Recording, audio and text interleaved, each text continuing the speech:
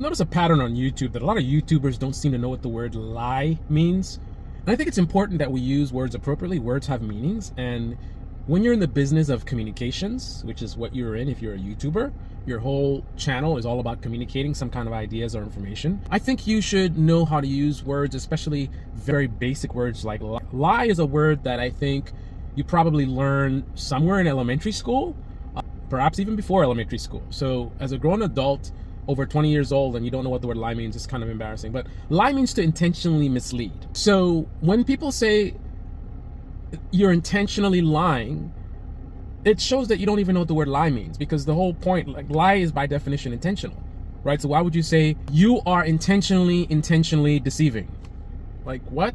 That's basically what you're saying. When you say intentionally lying, you're saying you're intentionally deceiving, right? That's what that means. If someone is saying something that's untrue and they're aware of it, so therefore they're intentionally misleading somebody, it's a lie.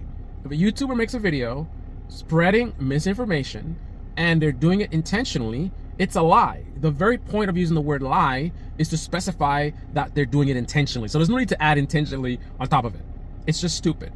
It shows that you don't even understand what the word is. And again, this is not a big word. This is a word from elementary school. So I don't understand what the confusion is, right? Misleading someone could either be intentional or unintentional, right? So you saying intentionally misleading, that would make sense, but it would be more efficient to just say lie. That's the purpose of the word lie, right? Intentionally misleading. But again, either someone's lying or they're misleading people, right?